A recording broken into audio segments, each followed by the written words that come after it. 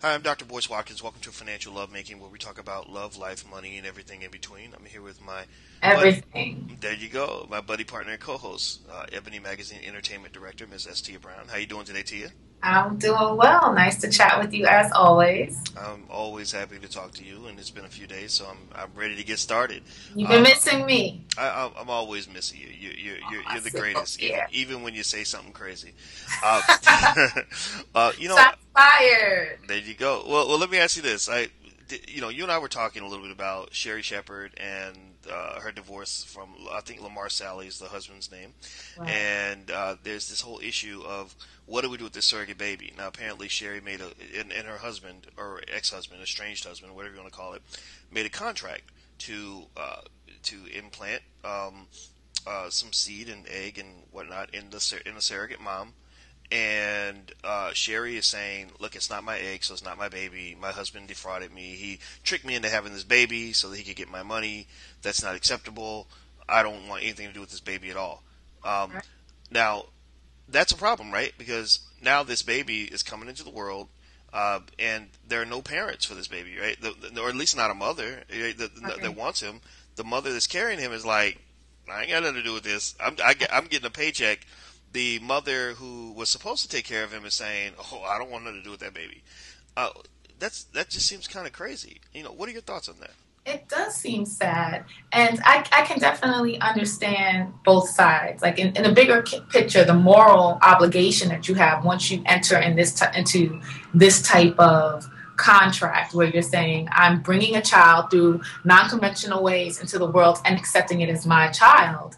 You assume that a person would say, regardless of what happens, this is still my child. But we know realistically, when a person feels like they've been taken advantage of, and that they were manipulated into being put into this situation so that someone could take something from them for the next 20 years, even if though they had no intention of staying together, I can understand saying, hey, I want to wash my hands of this totally.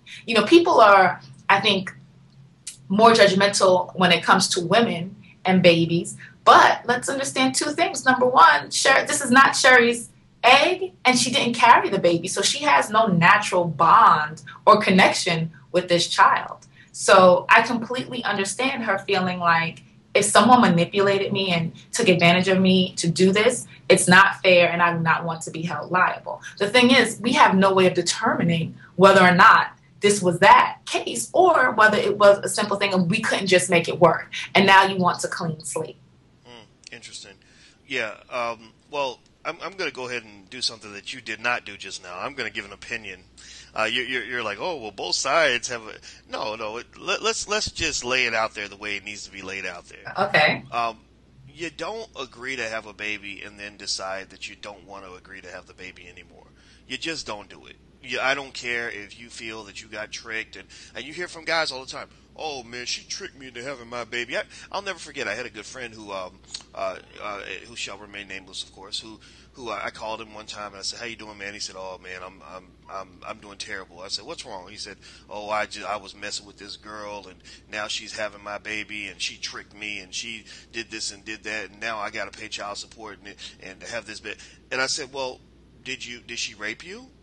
And he's like, "What are you talking?" Very funny. No, no, she didn't rape me. Well, then you chose to sleep with her, which means that you chose to put yourself in the baby making lottery, which means that you chose to have a child with this woman, whether you were tricked into it or not. And so at the Well, end I of the think day, wait, hold on, let me finish. I'll let you get it. Definitely let you talk on this. As a consenting adult who decided to bring a life into the world, you have an obligation to that. Okay, now in Sherri's case, it's not her egg, but she signed a contract. She made promises and commitments to people that said, let's create this baby. I'm the mother. If someone tried to come in and take those mother rights away from her, and she wanted them, let's say that her relationship was still going good and she wanted to be the mother. If you came in and said, no, we decided to renege. If the surrogate mom said, no, no, you can't have this baby, Sherri would fight like heck. So, I agree with that. so I think it's crazy and audacious to agree to make this child and then to be like, oh, nah, I don't want anything to do with it because my relationship didn't work out. I'm But just not a but fan the of that. thing that we're leaving out is the reason why she's saying it's manipulation is because he's now filed to sever her parental rights, but still make her pay child support.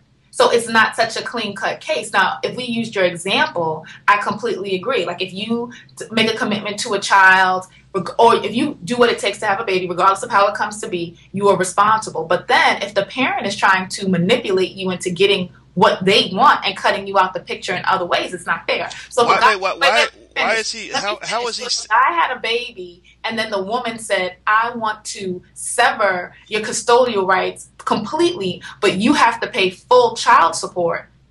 That's not fair. How is he severing her rights? Is he filing for custody, or is he saying I don't want you to have anything to do with the baby? Saying that full custody, she's an unfit parent, so he would have full complete custody of the child, okay, but you have to pay. But that's not the same as severing your parental rights. I'm sure he would give her visitation.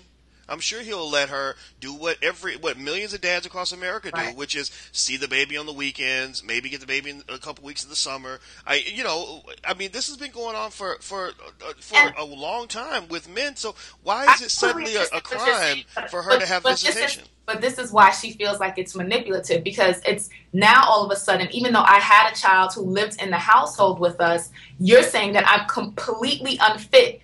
We were living together and you saw how I parented. We were co-parenting together. Now that this baby is coming and you can finally get something financially out of the situation, you're saying, no, I need complete custody. So I completely agree with you to the extent of, yes, if we look at what's morally right and obligation, yes, she should be connected to the child. She did assume that responsibility. But I also understand feeling conflicted when you find out that someone intentionally set you up for a huge manipulation. How do we know that he set her up? How do you know that she's really not an unfit parent? How do you know that he did not, like millions of women across America, decide, I don't want my baby around this person?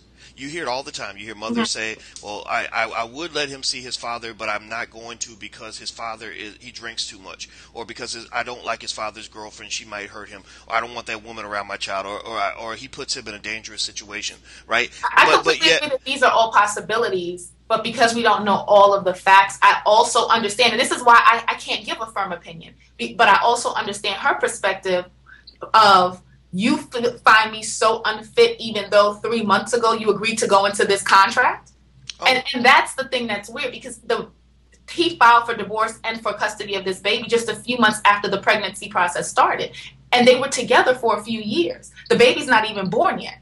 So that's the reason why I'm saying I understand. It's not completely right on either side. And the biggest thing is this baby had two people who decided that they were going to be responsible, and they both should be obligated. Well, but I understand. I think that really the way I would say it is it's not clearly right on either side. I wouldn't say completely right, because we don't know. I mean, this to me, if the genders were reversed, it would just be a typical. It would be the same situation that happens everywhere all the time. The only thing that makes it unique is the surrogacy, right? The fact that this child literally does not have a mother right now.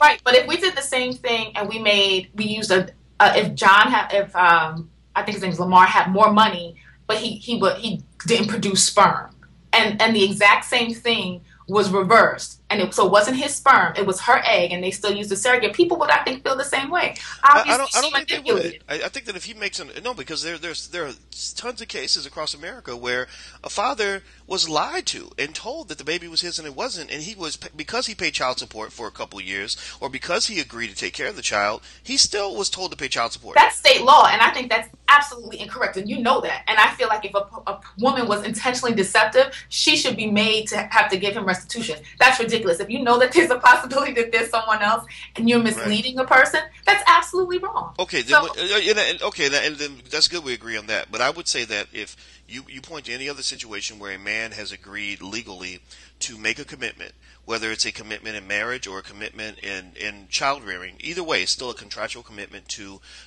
do something for another person over a long period of time. You can't just chop those commitments off and walk away. I mean, you can't. We have never seen a situation as unique as this. And this is why when you play with, as they say, God's divine order, things tend to come out of whack.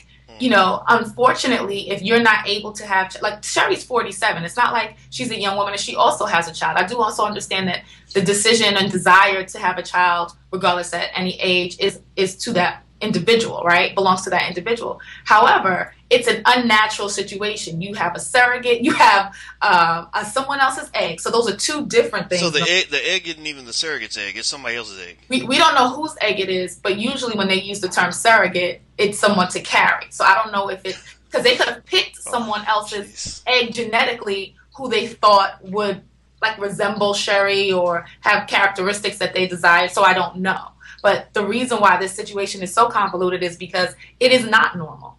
So you're talking about somebody else's egg in somebody else's body with somebody else agreeing to take care of the baby once it's born. Right. That's just chaos. That's crazy. I mean, and that's why we have that. That's what you call baby mama drama to the nth degree. Because you got three possible baby mom. The baby comes out and the baby's like, who's my mother? Is it the woman who carried me, the woman, the egg that I came from, or the woman who signed the contract? Well, damn, not one of these three women wants to take responsibility. That's crazy to me. It's I would be, if I were that baby, I would be livid. In the womb. Like, what the hell? There you go. I would be pissed. Like, what's going on out there? I would say, and this will be my final thought, the person who matters the most at this time is the baby. And every person involved did what they did because they wanted something.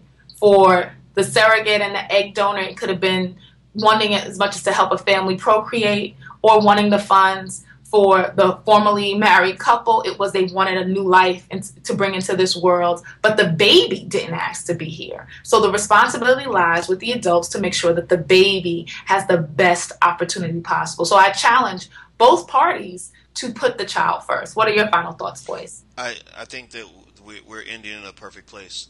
We have to make sure that child's provided for. Everybody responsible for this calamity, in my opinion, should have some obligation to do something. You know, you're Sherri Shepherd, you're making millions. At least send a couple grand a month to make sure this baby gets taken care of, and don't make that money contingent upon who the child is living with, because at the end of the day, it just doesn't add up to me. So absolutely, and we'd love to hear your thoughts. So write in and let us know. Thanks for watching again. Have a great day. Bye bye.